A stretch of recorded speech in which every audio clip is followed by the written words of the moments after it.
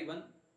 इस वीडियो में जो है एक फिजिक्स का कॉन्सेप्ट पढ़ने वाले हैं जो बेसिकली फ्रिक्शन विथ पुली। जैसे पिछले जब भी हम पढ़े होंगे तो देखे होंगे कि अगर मान लीजिए कि अगर इस तरह का कोई पुली है, इस तरह का, ठीक है, और ये पुली जो है वो इस तरह से हिंज है, ये पुली है उस तरह से क्या है, हिंज है, और इसके अंदर जो है दो ठो रस्सी लटका हुआ है, इससे एक रस्सी लटकाया हुआ है, और ये स्मूथ पुली है। पुली कैसे माने थे, पीछे पढ़े थे तो स्मूथ, और स्मूथ मानते थे, और ये जो है आइडियल कंडीशन में पूरा मानते थे। कंडीशन जब आइडियल हो, आइडियल कंडीशन का मतलब मासलेस पुली हो और स्ट्रिंग मासलेस हो, ठीक है ना। तो जब इस तरह के केस हम डिस्कस करते थे तो हम मानते थे कि स्ट्रिंग के हर एक पॉइंट पे टेंशन सेम था। स्ट्रिंग के हर एक पॉइंट पे टेंशन क्या था, सेम। जैसे यहां पर जो टेंशन होगा इस पॉइंट पे, वही पॉइंट पे यहां पे टेंशन होगा, माने दोनों पर्टिकुलर पॉइंट पे टेंशन क्या होगा, बराबर होगा। जब ये आइडियल कंडीशन में था, स्मूथ पुली था तो।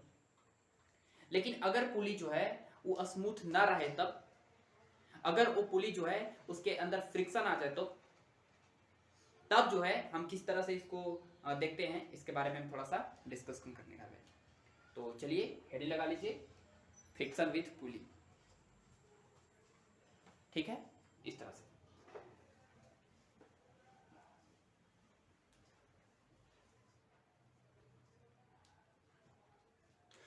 ऐसे लिखेगा, पुली विथ फ्रिक्शन, कि अगर कोई पुली हो और उसके अंदर फ्रिक्शन आ गया हो तब क्या होगा, समझिए। जैसे मान लीजिएगा यहाँ पे कि इस तरह से एक पुली है, ठीक है, इस तरह का पुली है, और यहां पर इस तरह से एक स्ट्रिंग इस तरह का हुआ है,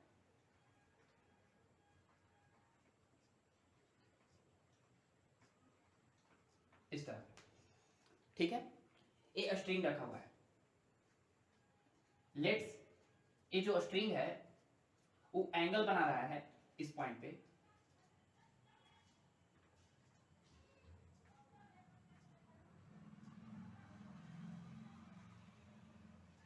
इस तरह से। लेट्स ये एंगल बना रहा है छोटा सा डी थीटा, छोटा सा एंगल बना रहा है, कितना, डी थीटा, ठीक है ना, छोटा सा एंगल बना रहा है डी थीटा। और ये वाला जो सरफेस है वो क्या है, फ्रिक्शन है, माने रफ सरफेस है पुली का, पुली का रफ सरफेस है, तो मान लीजिए कोएफिशिएंट ऑफ फ्रिक्शन कितना है, म्यू दिया हुआ। ये जो पुली है, पुली के सरफेस जो है रफ है, और उसका कोएफिशिएंट ऑफ फ्रिक्शन कितना दिया है, म्यू। तो हमको पता है कि इस वाले पॉइंट पे टेंशन और इस वाले पॉइंट पे टेंशन बराबर नहीं होगा, ठीक है, इस वाले पॉइंट पे टेंशन और इस वाले पॉइंट पे टेंशन बराबर नहीं होगा, ठीक है ना। तो हम क्या करते हैं, समझिए, मान लीजिए कि यहां पे जो टेंशन है इस वाले पॉइंट पे, इसको पुली, ये वाला जो रस्सी है इस पुली को इधर खींचेगा, तो इस पॉइंट पे टेंशन मान लीजिए टी है, इस पॉइंट पे टेंशन हम मान लीजिए कितना है, टी है, ठीक है। और मान लीजिए कि इस डायरेक्शन में गए तो छोटा सा टेंशन में इंक्रीमेंट हुआ, D plus D T, T plus D T, थोड़ा सा टेंशन जो है बढ़ गया, ठीक है। अब ध्यान से समझिए, जब ये टेंशन जो है ये ज्यादा रहेगा, जब ये टेंशन ज्यादा रहेगा मतलब ए जो है फोर्स ज्यादा है और ए वाला फोर्स कम है, तो जब ए वाला फोर्स ज्यादा है, ए वाला टी प्लस डी टी, और टी कम है, तो ए वाला जो ऊपर रस्सी लगा हुआ है वो रस्सी जो है इस डायरेक्शन में क्या होगा, ऐसे घूमेगा, मतलब पुली के रिस्पेक्ट में ये रस्सी जो है वो क्या होगा, नीचे की तरफ इस तरह से क्या होगा, स्लिप करेगा, इसके नीचे, इस पुली के नीचे इस तरह से। जैसे ही इस रस्सी जो है वो इस पुली पे इस तरह का स्लिप करेगा, तो होगा क्या कि पुली जो है उस रस्सी पे इस डायरेक्शन में एक फ्रिक्शन का फोर्स लगा देगा। ऑफ कोर्स कौन सा फ्रिक्शन, काइनेटिक फ्रिक्शन, समझ गए ना, कौन सा फ्रिक्शन लगा देगा, काइनेटिक फ्रिक्शन लगा देगा, समझ गया ना। तो जैसे ही ये रस्सी जो है वो इस तरह से नीचे मूव करना शुरू करेगा, इसके रिस्पेक्ट में रिलेटिव मोशन होगा, तो इसके रिस्पेक्ट में ये जो पुली है उस पर फोर्स लगा देगा, कौन सा, काइनेटिक फ्रिक्शन। ठीक है। अच्छा, अगर मान लीजिए कि मूव नहीं कर रहा है तो स्टैटिक फ्रिक्शन होगा। ठीक है ना। अगर एक जो स्ट्रिंग है वो मूव नहीं कर रहा है तो स्टैटिक फ्रिक्शन वहां पे यूज करेंगे। समझ गया ना। तो हम यहाँ पे एक फ्रिक्शन लिख रहे हैं और यहाँ पे हम ना काइनेटिक लिख रहे हैं ना स्टैटिक, वो डिपेंड करेगा सिचुएशन पे, इसलिए हम एफ लिख रहे हैं, फ्रिक्शन। समझ गया ना, अच्छी बात है। अब ध्यान से देखिए कि इतना दूर का रस्सी को हम देखिए बना रहे हैं, आराम से समझिए। ये हेडिंग लगा लिए होंगे,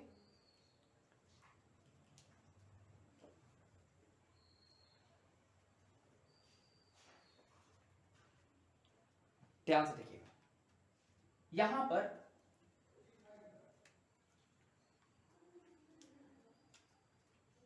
पर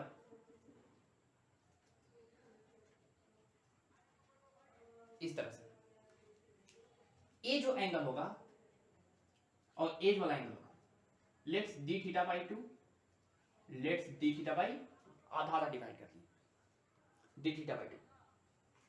अगर हम यहां पर एक हॉरिजॉन्टल लाइन ड्रॉ करें इस तरह से, इस तरह से, तो ए वाला जो एंगल है वो डी थीटा बाई 2 है, ये भी डी थीटा बाई 2 है, और यहां पर एक वर्टिकल लाइन ड्रॉ कर रहे हैं, देखिए यहां इस तरह से, और यहां पर भी एक वर्टिकल लाइन ड्रॉ कर रहे हैं। ठीक है, अच्छी बात है। ध्यान से देखिए कि यहां पर एक जेड बन रहा है, इस तरह से बन रहा है ना जेड, दिख रहा होगा। ये बीच में एक लाइन क्रॉस किया है, आपको नहीं दिख रहा होगा कोई बात नहीं, इसको हम फिर से रिपीट कर दे रहे हैं। इस तरह से बीच से लाइन क्रॉस किया है। तो ध्यान से देखिए कि यहां पर एक जेड बन रहा है, तो ए वाला डी थीटा बाई 2 है, तो ई वाला भी कितना होगा, डी थीटा बाई 2। ए वाला जब डी थीटा बाई 2 होगा तो ए होगा 90 minus d theta by 2, again comes out to be d theta by 2। A वाला कितना होगा, डी थीटा बाई 2। ठीक है। उसी तरह ध्यान से देखिए कि यहां पर भी जेड बन रहा है, तो ए वाला है डी थीटा बाई 2, तो again comes out to be d theta by 2। अगर ए वाला डी थीटा बाई 2 होगा तो ए वाला होगा 90 माइनस डी थीटा बाई 2, और ए वाला होगा again comes out to be d theta by 2। Clear हो गया होगा।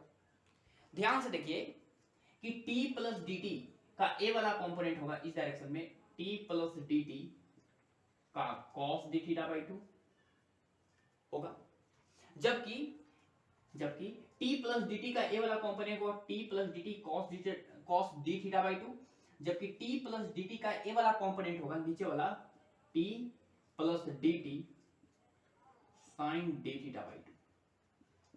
क्लियर हुआ कि नहीं, बताइए। ये जो t प्लस डी टी है, इसका जिधर थीटा रहता है उधर कॉस ले लेते हैं, तो बताइए कि t प्लस डी टी है, इसका इस डायरेक्शन में कंपोनेंट होगा t plus D t cos D theta by 2, और उसके परपेंडिकुलर डायरेक्शन में कंपोनेंट होगा t plus D t sine d theta by 2। उसी तरह ध्यान से देखिए t का ए वाला कंपोनेंट होगा मेरे पास t cos D theta by 2, और t का ए वाला कंपोनेंट होगा t sin d theta by. ठीक है, अच्छी बात है। अब ध्यान से देखिए कि जैसे ही t sin d theta by 2 और t plus D t sine d theta by 2 नीचे की तरफ लगेगा इस रस्सी पे फोर्स, तो होगा क्या कि रस्सी आना चाहेगा नीचे, तो ये जो पुली का सरफेस है, पुली का सरफेस उसको ऊपर डायरेक्शन में, परपेंडिकुलर डायरेक्शन में एक फोर्स अप्लाई करेगा, this is called normal, this is called normal. उसको क्या बोलेंगे, ऊपर की तरफ एक नॉर्मल फोर्स अप्लाई करेगा। ठीक है, अच्छी बात है। तो ध्यान से देखिए, ध्यान से कि अगर यहां पे फ्रिक्शन फोर्स इधर की तरफ लग रहा है, इधर की तरफ, तो बताइए कि अगर ये पुली जो है वो कहीं नहीं जा रहा हो, पुली जो है इक्विलिब्रियम में हो, if a string is at equilibrium, a string is at equilibrium, इसका मतलब है कि लेफ्ट का फोर्स इक्वल टू राइट का फोर्स। लेफ्ट का फोर्स कितना है, t cos D theta by 2, plus इस डायरेक्शन में एक फ्रिक्शन का फोर्स है F, इक्वल टू राइट का फोर्स है t plus D T into cos D theta by 2। ध्यान से देखो कि T cos D theta by 2 plus F equal to T का cos D theta by 2 plus D T into cos D theta by 2। ये आ गया मेरे पास। ठीक है, ध्यान से देखिए कि ए वाला जो है, ए वाला और ए वाला क्या हो गया, cancel. T cos D theta by 2 और T cos D theta by 2 क्या हो जाएगा, कैंसिल हो जाएगा। अब बच गया मेरे पास इधर फ्रिक्शन और इधर बच गया d t cos D theta by 2। तो इधर बच गया friction equal to d t cos D theta by 2। अब ध्यान से समझिएगा कि यहां पर डी थीटा बाई 2 बहुत छोटा है और हमको पता है, एक प्रॉपर्टी पता रहना चाहिए कि साइन थीटा नियरली जो होता है थीटा के बराबर होता है और कॉस थीटा नियरली 1 के बराबर होता है। कब, जब थीटा जो है उस वेरी स्मॉल, थीटा बहुत छोटा हो तो होता क्या है कि साइन थीटा नियरली थीटा के बराबर होता है, कॉस थीटा 1 के बराबर होता है। तो उसी तरह डी थीटा जो है बहुत छोटा एंगल है यहाँ पर, तो डी थीटा बहुत छोटा एंगल है, तो कॉस डी थीटा बाई 2 किसके बराबर होगा, ऑफ कोर्स 1 के बराबर होगा। तो this term is comes out to be 1। तो फ्रिक्शन जो है वो बराबर हो गया dt बनता dt। फ्रिक्शन जो है वो किसके बराबर होगा, dt। फ्रिक्शन जो है किसके बराबर हो गया, dt। समझ गया ना। अच्छा, ऐसे भी देख सकते थे कि इधर का जो फोर्स है वो कितना ज्यादा है, dt ज्यादा है किससे, t से। तो इसको बैलेंस करने के लिए इधर की तरफ एक फ्रिक्शन फोर्स लग जाएगा, जिससे ये किसमें रहेगा, इक्विलिब्रियम में रहेगा, स्लिप नहीं करेगा, वही के वही रहेगा। तो f का जो वैल्यू है वो dt के क्या आ गया, बराबर आ गया। अच्छी बात है, आराम से समझिए। और इसको इरेज करते हैं। अब देखिए ध्यान से कि फ्रिक्शन जो होता है बेसिकली, अगर फ्रिक्शन जो है वो अगर लिमिटिंग वैल्यू तक बढ़ जाए, अगर ये फ्रिक्शन जो है वो पहुंच जाए लिमिटिंग वैल्यू तक, f का जो वैल्यू है वो पहुंच जाए लिमिटिंग वैल्यू तक, मतलब म्यू इंटू एन तक।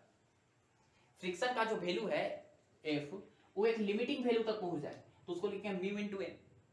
फाइनली मैक्सिमम कितना फ्रिक्शन लग सकता है इस रस्सी को स्लिप होने से बचाने के लिए, तो ऑफ कोर्स लिमिटिंग फ्रिक्शन के बराबर मैक्सिमम फ्रिक्शन कितना हो सकता है, म्यू इंटू एन। तो बताइए कि यहाँ पे f जो है बराबर है किसके, dt के बराबर म्यू, कोएफिशिएंट ऑफ फ्रिक्शन दिया हुआ है सवाल में म्यू, इंटू नॉर्मल रिएक्शन। देखिए नॉर्मल रिएक्शन हमको निकालना पड़ेगा, इसको इक्वेशन मान लीजिए फर्स्ट। अब ध्यान से देखिएगा, हम नॉर्मल रिएक्शन निकालना चाहते हैं, इसको इरेज कर रहे हैं। नॉर्मल रिएक्शन कितना होगा, बना देंगे नॉर्मल रिएक्शन, क्या कौन सा बड़ा बात। देखिएगा ध्यान से,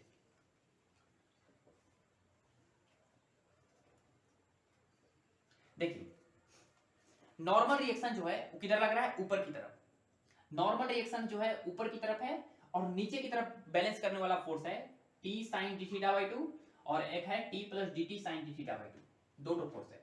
तो normal reaction is equal to लिखेंगे, डायरेक्ट लिखते हैं यहाँ पे, समझिए dt is equal to, equation first में मान रहे हैं, म्यू इंटू n। n कितना है, t sin d theta by 2 plus नीचे की तरफ एक और फोर्स है t plus dt into sine d theta by 2। तो यहां पे dt is equal to mu into, देखिए t sine d theta by 2 plus t sine d theta by 2 plus dt into sine d theta by 2। ये आ गया। देखिए ध्यान से कि dt भी बहुत छोटा है और d थीटा बाई 2 बहुत छोटा एंगल है, dt भी बहुत छोटा है और यहाँ पे साइन d थीटा बाई 2 भी बहुत छोटा है, दोनों बहुत छोटे टर्म है। इसको कितना मान लेंगे, जीरो। कितना मान लेंगे, जीरो, क्योंकि dt भी बहुत छोटा है, साइन d थीटा बाई 2 भी बहुत छोटा है। तो यहाँ पे बच जाएगा dt is equal to mu times t sine d theta by 2 plus t sine d theta by 2। तो ये हो जाएगा कितना, 2t sign d theta by 2। लेकिन हम बताए थे कि साइन थीटा नियरली थीटा के बराबर होता है, कब, जब थीटा जो है वेरी स्मॉल हो।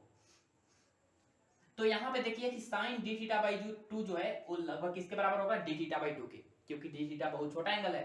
तो यहाँ पे dt इज इक्वल टू हो जाएगा mu into 2 into T into ये लगभग बराबर हो जाएगा डी थीटा बाई 2 के। 2 से 2 कैंसिल, t को नीचे लाएंगे तो बन जाएगा dt by T is equal to mu into d theta.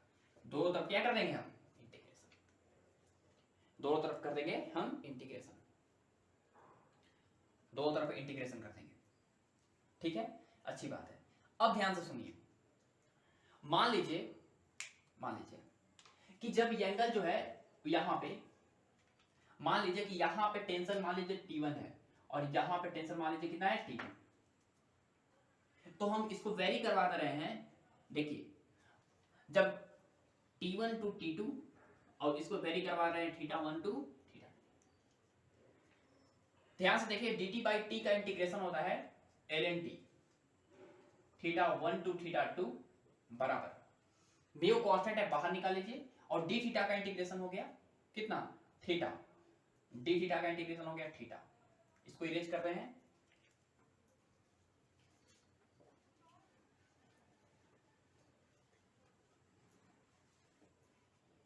तो यहां पे डी थीटा का इंटीग्रेशन हो जाएगा थीटा कहां टू कहां तक, म्यू लग गया θ1 टू θ2 तक। इसको अपर लिमिट पुट करेंगे, ओ सॉरी यहां T1 टू T2। ठीक है, अब यहां पर हमको अपर लिमिट और लोअर लिमिट क्या करना है, पुट करना है। तो बताइए यहां पे कितना होगा कि लॉग, पहले अपर लिमिट डालेंगे T2 बाई कितना T1 बराबर म्यू इंटू θ2 माइनस θ1। एक काम करते हैं, इसको ई बेस को ऊपर भेज देते हैं, तो बनेगा T2 बाई T1 बराबर e to the power mu into θ2 minus θ2 को डेल्टा थीटा लिखते हैं। तो बताइए कि T2 इज इक्वल टू हो जाएगा T1 times e to the power mu into delta theta. ठीक है, ये हो गया हमारा फॉर्मूला। तो टेंशन बेसिकली जो होता है वो पुली के अंदर एक्सपोनेंशियली क्या होता है, चेंज होता है। ठीक है ना, इस तरह से कि T2 जो है T1 से कितना ज्यादा है, E times mu into delta theta ज्यादा है। ठीक है, ये था हमारा फ्रिक्शन विथ पुली। अब इसमें एक सवाल करते हैं, चलिए सवाल क्या है समझिए, सवाल क्या है समझिएगा।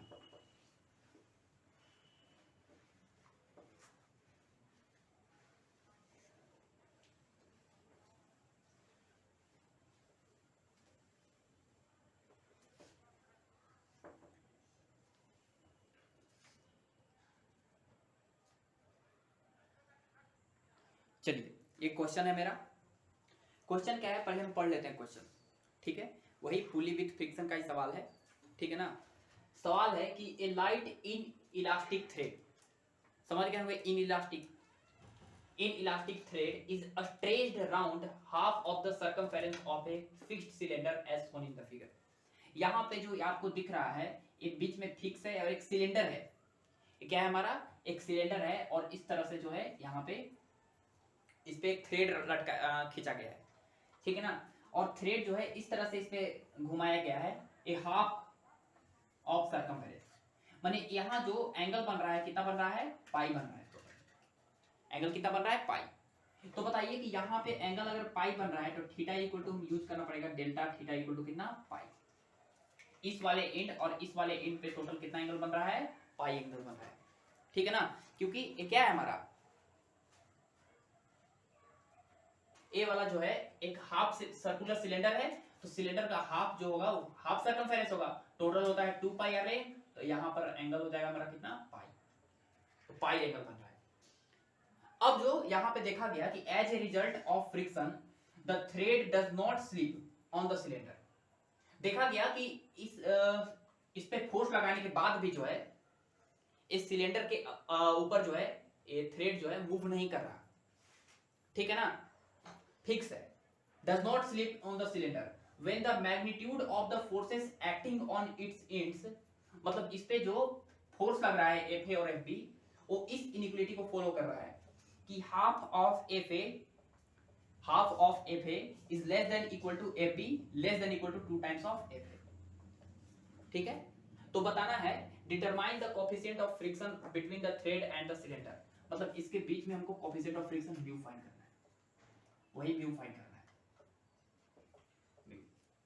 ठीक है, तो ध्यान से देखिएगा कि अगर हम मान लेते हैं कि FB4 जो है FA से बड़ा है, FB4 जो है FA से क्या है, बड़ा।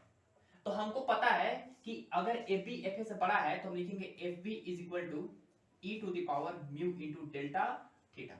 नहीं, FB इज इक्वल टू कितना, किससे ज्यादा है, FA से, e का power mu into delta theta. ठीक है, FA। अब यहां से देखिए कि FB is equal to FA into e to the power mu into delta theta कितना है यहाँ पे, पाई। ये हमको पता चल गया। अब हमको इनइक्वालिटी क्या दिया हुआ है, इनइक्वालिटी कितना दिया है, म्यू कोएफिशिएंट ऑफ फ्रिक्शन है। इनइक्वालिटी दिया हुआ है क्या, समझिए। इनइक्वालिटी इस तरह से दिया हुआ है कि FA का जो वैल्यू है हाफ ऑफ FA वो लेस देन इक्वल टू क्या है, FB less than equal to क्या है, 2 टाइम्स ऑफ FA। ठीक है, समझ गया ना। यहां पे पता चल ही गया होगा कि FA का जो वैल्यू FB से छोटा है, इसलिए FB को बड़ा माने हैं। कैसे, देखिए 2 से मल्टीप्लाई करेंगे तो क्या हो जाएगा, FA less than equal to 2 times of FB less than equal to 4 times of FA। इस तरह से आ रहा है। तो FA का वैल्यू जो है दिख रहा है FB से क्या है, छोटा, तो इसलिए हम FB को बड़ा माने हैं। तो इसलिए हम FB को क्या माने हैं, बड़ा। यहां पे समझिए कि अगर हम हाफ ऑफ FA लिखें less than equal to FB, देखिए FB हम निकाल चुके हैं, FA into E to the power mu pi, तो इसके जगह पे लिख देंगे हम FA into E to the power mu into pi less than equal to 2 times of FA। देखिए FA क्या हो गया, कट गया। यहां पे बन गया 1/2 less than equal to e to the power mu pi less than equal to 2। इस तरह से अगर हम तीनों तरफ लॉग लें ई बेस का, अगर तीनों तरफ हम क्या ले लें, लॉग ले लें, तो होगा क्या, समझिए, ई बेस का लॉग ले रहे हैं। तो अगर हम तीनों तरफ लॉग लें, log 1/2 less than equal to log e to the power mu pi less than equal to log 2, तो ये वाला क्या होगा, ई 2 का पावर बनेगा -1, 1/2 को लिखेंगे कितना, 1/2 को लिखेंगे 2 टू द पावर -1, और माइनस जो है लॉग के पहले प्रॉपर्टी के अनुसार बाहर आ जाएगा, तो माइनस लॉग बनेगा 2 less than equal to E mu pi बाहर आएगा, तो लॉग ई बेस ई बनेगा 1, तो बनेगा mu into pi less than equal to log 2। हमको जो है किसका वैल्यू निकालना है, म्यू का, कोएफिशिएंट ऑफ फ्रिक्शन का। तो यहाँ पे म्यू का जो वैल्यू हो जाएगा, पाई से क्या करेंगे, दोनों तरफ डिवाइड करेंगे, तो माइनस लॉग 2 बाई पाई से लेके लॉग 2 बाई कितना था, ये हो गया हमारा म्यू का आंसर। ठीक है ना, ये हो गया हमारा म्यू का आंसर। तो ये था हमारा कोएफिशिएंट पुली जो है, अगर उसके साथ अगर फ्रिक्शन लगा हो तो उसके अंदर टेंशन जो होता है, बेसिकली टेंशन वो T2 equal to T1 into ई का पावर क्या होता है, म्यू इंटू डेल्टा थीटा। इस पे अगर किसी तरह का सवाल आए, ठीक है, तो आप सॉल्व कर सकते हैं। चलिए, ऑल द बेस्ट।